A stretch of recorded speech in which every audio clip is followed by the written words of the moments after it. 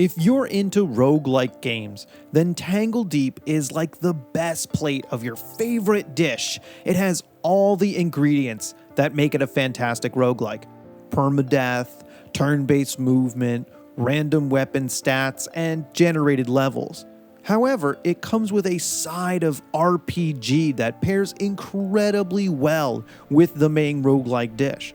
The RPG elements add a job system, skills, animal ranching, and growing some trees?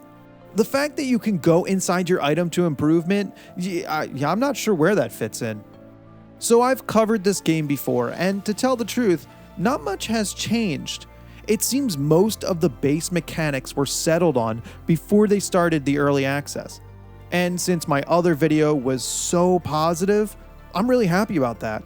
What has happened in the last 6 months is that the developers added a story and made overall improvements to the game, polished it up a bit. As I said in the intro, it's a roguelike with RPG elements. The normal levels are all turn-based combat that you need to be very careful while navigating. There is quite a bit of danger. You can't just go running around and expect to live.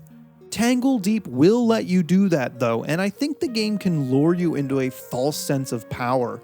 Perhaps you can defeat all the enemies in 1-to-1 combat on the floor, but if they gang up on you, you're dead.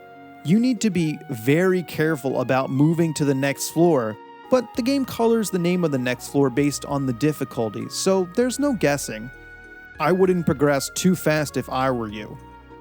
The gear that drops is randomized with different stats. It also gets a unique name. I like that. Tangledeep allows you to equip 4 different weapons at once and allows you to swap between them without penalty. After all, some weapons might be better suited for certain enemy types. It's best practice to equip at least 1 melee and 1 ranged weapon. Definitely adds some depth, and you'll want to consider the types of damage the weapon has. There are 4 other gear slots that need to be filled: an offhand, armor, and 2 accessory slots.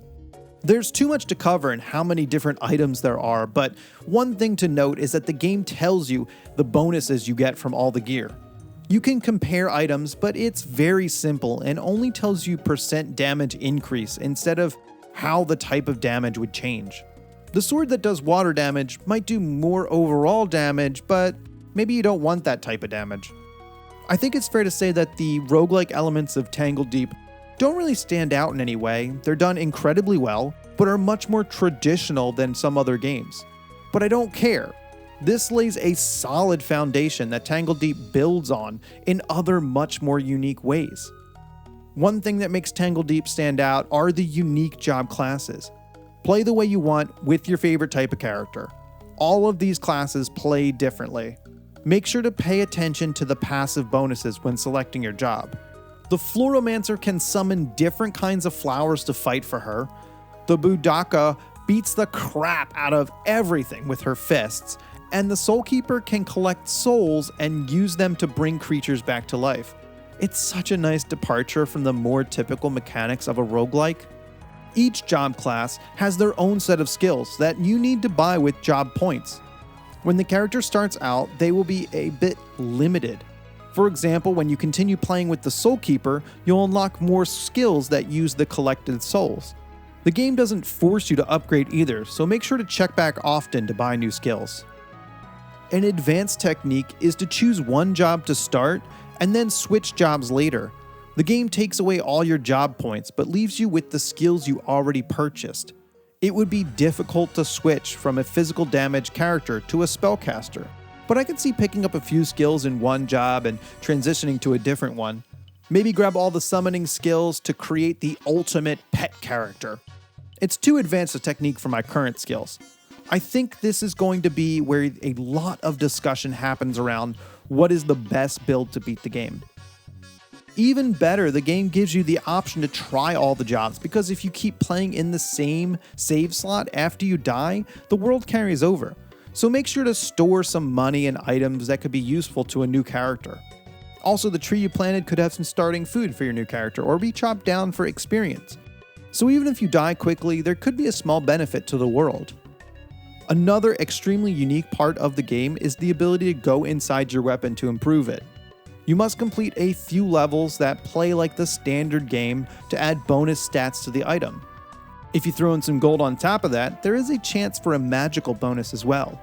I mentioned this in my other video, but incorporating the normal gameplay into this was very smart. It's an entirely new area of the game with some new elements, but instead of trying to wedge in a weird minigame into the mix, this is more of the same good gameplay from the rest of the game.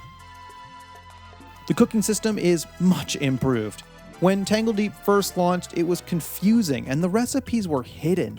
Now they added journal pages that can be found in the dungeon with recipes on them. They also added a new screen so that you can quickly make the recipes without having to know anything. For me, this is so much better because I want to be playing the game, not trying to flip back and forth between menus creating food. I'm still a little confused about the role of food because you carry around a flask that can refill your health. There are fountains that add charges to your flask littered around each level. And I can't say there's too much healing because I still died. The flask doesn't refill your health fast enough to save you in combat. It just kind of feels like both systems filled the same role. Food can refill your stamina and energy too, so it's not just health like the flask is. A few other things to note is that there is a quest system that gives rewards for finding items and defeating enemies. Sometimes the quest wants you to backtrack through earlier levels, but there is a fast travel system, so it's not bad. Some of the quests are strange too, like giving an item to a monster. It at least keeps it interesting. There are 3 options for playing through the game. The default is Heroic, which has permadeath, Adventure Mode, which puts you back in town after a death with the loss of money, job points, and experience. Hardcore Mode is permadeath, but erases your save, so only for experts of the game.